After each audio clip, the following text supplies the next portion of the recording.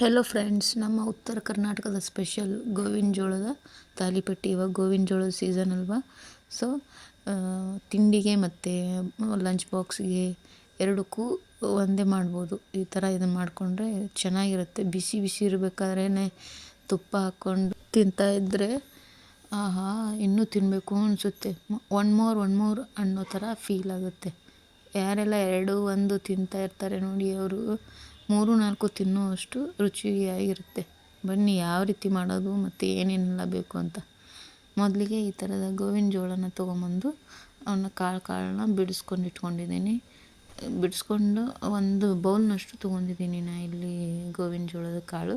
ನಿಮ್ಮ ಮನೇಲಿ ಎಷ್ಟು ಜನ ಇದ್ದೀರಿ ಅದು ನೋಡಿಕೊಂಡು ಮಾಡ್ಬೋದು. ನಾನು 4 ಜನಕ್ಕೆ ಆಗುವಷ್ಟು ಮಾಡ್ತಾಯಿದ್ದೀನಿ ಇವಾಗ. ನೋಡಿ, ಇದನ್ನು ನುಣ್ಣಗೆ ಮಿಕ್ಸಿಗೆ ಹಾಕ್ಕೊಂಡು ನುಣ್ಣಗೆ ರುಬ್ಕೋಬೇಕು. ರುಬ್ಕೊಂಡ ನಂತರ ಅದಕ್ಕೆ 2 ಬೌಲ್ನಷ್ಟು, ಇವಾಗ ಗೋವಿನ ಜೋಳನ ತೊಗೊಂಡಿರ್ತೀವಲ್ವ ಅದೇ ಬೌಲಲ್ಲಿ 2 ಬೌಲ್ನಷ್ಟು ಗೋಧಿ ಹಿಟ್ಟು ತೊಗೊತಾ ಇದ್ದೀನಿ ನಾನು. ನೀವು ಬೇಕಂದರೆ ಇನ್ನೂ ಜಾಸ್ತಿ ಹಾಕ್ಕೋಬೋದು. ತುಂಬ ಜಾಸ್ತಿ ಆದರೆ ಅದು ಗೋವಿನ ಜೋಳದ್ದು ಟೇಸ್ಟ್ ಬರೋದಿಲ್ಲ. ನಂತರ ಇದಕ್ಕೆ 1/4 ಬೌಲ್ನಷ್ಟು ಕಡಲೆ ಹಿಟ್ಟು ಇರುತ್ತಲ್ವ, ಸೊ ಹಸಿ ಬೇಳೆದು ಅಂದರೆ ಹಸಿ ಕಡಲೆಬೇಳೆದು ಹಿಟ್ಟು ಹಾಕ್ಕೊತಾ ಇದ್ದೀನಿ. ಇದನ್ನು ಹಾಕಿದಾಗಲೇ ಅದೊಂಥರ ಟೇಸ್ಟ್ ಚೇಂಜ್ ಆಗುತ್ತೆ. ಸೊ ಹಸಿ ಕಡಲೆ ಹಿಟ್ಟನ್ನು, ಆಮೇಲೆ ಈರುಳ್ಳಿನ ಚಿಕ್ಕದಾಗಿ ಕಟ್ ಮಾಡಿ ಇಟ್ಕೊಂಡಿದ್ದೀನಿ. ಒಂದು ಅರ್ಧ ಬೌಲ್ ಹಾಕ್ಕೊತಾ ಇದ್ದೀನಿ. ಅದು ಮಿಡಲ್ ಸಿಗ್ತಾ ಇದ್ರೇ ಟೇಸ್ಟ್ ಜಾಸ್ತಿ ಆಗೋದು. ನಂತರ ಕೊತ್ತಂಬರಿ ಹಾಕ್ಕೊತಾ ಇದ್ದೀನಿ. ಮತ್ತು ಇದಕ್ಕೆ ಹಸಿ ಖಾರ ಹಾಕ್ಕೊತಾ ಇದ್ದೀನಿ. ಇದು ಹಸಿ ಖಾರ ಹಾಕೋದ್ರಿಂದನೇ ಟೇಸ್ಟ್ ಬರುತ್ತೆ. ಅದು ಒಣ ಖಾರದಿಂದ ಅಷ್ಟೊಂದು ಟೇಸ್ಟ್ ಚೆನ್ನಾಗಿರಲ್ಲ. ನೀವು ಬೇಕಂದರೆ ಹಾಕ್ಕೋಬೋದು, ಬಟ್ ಹಸಿ ಖಾರ ಹಾಕಿ ನೋಡಿ, ತುಂಬ ಟೇಸ್ಟಾಗಿರುತ್ತೆ. ಆಮೇಲೆ ಇದಕ್ಕೆ ರುಚಿಗೆ ತಕ್ಕಷ್ಟು ಉಪ್ಪು ಹಾಕ್ಕೊತಾ ಇದ್ದೀನಿ. ನಂತರ ಕಾಳು, ಒಂದು ಅರ್ಧ ಚಮಚದಷ್ಟು ಕಾಳು ಹಾಕ್ಕೊತಿದ್ದೀನಿ. ಇದಕ್ಕೆ ಅಜ್ವಾನ ಅಂತೀವಿ ನಮ್ಮ ಕಡೆ. ಆ ಕಡೆ ಎಲ್ಲ ಕಾಳು ಅಂತಾರೆ, ಬೆಂಗಳೂರು ಸೈಡು. ಒಂದು ಹಾಕ್ಕೊತಾ ಇದ್ದೀನಿ. ಒಂದು ಅರ್ಧ ಚಮಚದಷ್ಟು ಅರಿಶಿಣ ಪುಡಿನ ಹಾಕ್ಕೊತಾ ಇದ್ದೀನಿ. ನಂತರ ಇದನ್ನು ಚೆನ್ನಾಗಿ ಮಿಕ್ಸ್ ಮಾಡ್ಕೋಬೇಕು. ಎಲ್ಲ ಕಡೆ ಖಾರ ಮತ್ತು ಅರಿಶಿಣ ಪುಡಿ, ಪ್ರತಿಯೊಂದು ಉಪ್ಪು ಸ್ಪ್ರೆಡ್ ಆಗೋ ಥರ ಮಿಕ್ಸ್ ಮಾಡಿಕೊಂಡು, ಆನಂತರ ಇದಕ್ಕೆ ಸ್ವಲ್ಪನೇ ನೀರು ಹಾಕ್ಕೊಂಡ್ಬಿಟ್ಟು ಹಿಟ್ಟನ್ನು ಕಲಿಸ್ಕೋಬೇಕು. ಇದು ಒಂದು ಸ್ವಲ್ಪ ಮಿದುವಾಗಿರಬೇಕು.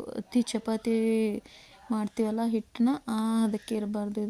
ಇದು ಹೋಳಿಗೆ ಅದಕ್ಕೂ ಇರಬಾರ್ದು. ಮೀಡಲಲ್ಲಿ ಸ್ವಲ್ಪ ಮಿದುವಾಗಿರಬೇಕು. ನೋಡಿ, ಅದಕ್ಕಿದ್ರೆ ಸಾಕು, ಅಂದರೆ ಚೆನ್ನಾಗಿ ಬರ್ತದೆ. ಅದು ಅತಿ ಮಿದು ಆದರೆ ಅದು ತಟ್ಟಕ್ಕೆ ಆಗೋದಿಲ್ಲ. ಸೊ ಹಂಗಾಗಿ ಅದಕ್ಕೆ ಇಟ್ಕೊಂಡಿದ್ದೀನಿ. ಆಮೇಲೆ ನಿಮಗೆ ಯಾವುದ್ರಲ್ಲಿ ಮಾಡಬೇಕು ಕಂಫರ್ಟ್ ಅನಿಸುತ್ತೆ ಅದರಲ್ಲಿ. ನಾನಿಲ್ಲಿ ಹಾಳೆ ತೊಗೊಂಡಿದ್ದೀನಿ. ಇದು ಆಯಿಲ್ ಪಾಕೆಟ್ ಬರ್ತದಲ್ವ, ಅದನ್ನು ಕಟ್ ಮಾಡಿ ಅಥವಾ ಈ ಥರದ್ದು ಹಾಳೆಯಲ್ಲಿ ಮಾಡೋದ್ರಿಂದ ಎಣ್ಣೆನೂ ಜಾಸ್ತಿ ತೊಗೋದಿಲ್ಲ, ಬೇಗನೆ ಬರುತ್ತೆ. ಅದು ಕೈಗೆ ಅಂಟ್ಕೋದಿಲ್ಲ, ಏನಿಲ್ಲ. ಸೊ ಹಂಗಾಗಿ ನಾನು ಹಾಳೆನೇ ತೊಗೊಂಡ್ಬಿಟ್ಟು ಅದರಲ್ಲೇ ತಡ್ತಾಯಿದ್ದೀನಿ. ಈ ಥರ ಎಣ್ಣೆ ಹಚ್ಕೊಂಡು ಅದು ಕೈಗೆಲ್ಲ ಅಂಟ್ತಾ ಇದ್ದರೆ ಒಂದು ಸ್ವಲ್ಪ ಎಣ್ಣೆ ಹಚ್ಕೊಂಡ್ರೆ ಅಂಟೋದಿಲ್ಲ. ಸೊ ಈ ಥರ ನೋಡಿ, ಕೈಲಿ ತಟ್ಟಿದಾಗ ಈ ಥರ ಆಗಬೇಕು. ಆಮೇಲೆ ಲಟ್ಟಣಿಗೆ ಸ್ವಲ್ಪ ಅಗಲ ಮಾಡ್ಕೊಂಡ್ಬಿಟ್ಟು ನಿಮಗೆ ಎಷ್ಟು ಸೈಜ್ ಬೇಕೋ ಅಷ್ಟು ಸೈಜ್ ಮಾಡ್ಕೋಬೋದು. ದಪ್ಪ ಬೇಕಂದರೆ ಜಾಸ್ತಿ ಹಿಟ್ಟು ತೊಗೋಬೇಕು. ನಾನು ಇಲ್ಲಿ ಒಂದು ಲಿಂಬೆನ ಗಾತ್ರದಷ್ಟು ಹಿಟ್ಟು ತೊಗೊಂಡಿದ್ದೀನಿ. ತೊಗೊಂಡು ಈ ಸೈಜ್ ಬಂದಿದೆ ಇವಾಗ. ಅಂದರೆ ಇವಾಗ ನೋಡೋಕ್ಕೆ ತಿಳು ಕಾಣುತ್ತೆ, ಬೆಂದಮೇಲೆ ಇನ್ನೂ ಒಂದು ಸ್ವಲ್ಪ ದಪ್ಪ ಆಗುತ್ತೆ. ಒಂದು ಸೈಡಿಗೆ ತವ ಇಟ್ಟಿದ್ದೆ, ಸೊ ತವ ಕಾದಿದೆ. ಅದಕ್ಕೆ ಒಂದು ಸ್ವಲ್ಪ ಆಯಿಲ್ನ ಸರ್ಕೊಂಡ್ಬಿಟ್ಟು ಹಾಕ್ತಾ ಇದ್ದೀನಿ. ನೋಡಿ, ಇವಾಗ ಮೇಲೆ ಒಂದು ಸ್ವಲ್ಪ ಆಯಿಲ್ನ ಹಾಕ್ಕೋಬೇಕು, ಅಂದರೆ ಟೇಸ್ಟ್ ಚೆನ್ನಾಗಿ ಬರುತ್ತೆ. ನಿಮ್ಗೆ ಆಯಿಲ್ ಬೇಡ ಅಂದರೆ ಸ್ಕಿಪ್ ಮಾಡ್ಕೋಬೋದು. ಮೀಡಿಯಮ್ ಫ್ಲೇಮಲ್ಲಿಟ್ಟು ಇನ್ನು ಬೇಯಿಸ್ಕೋಬೇಕು, ಯಾಕಂದರೆ ಗೋವಿನ ಜೋಳ ಹಾಕಿರ್ತೀವಲ್ವ, ಸೊ ಅದು ಚೆನ್ನಾಗಿ ಬೆಂದ್ಕೋಬೇಕು. ನೋಡಿ, ಇವಾಗ ಈ ಥರ ಬೆಂದಿದೆ.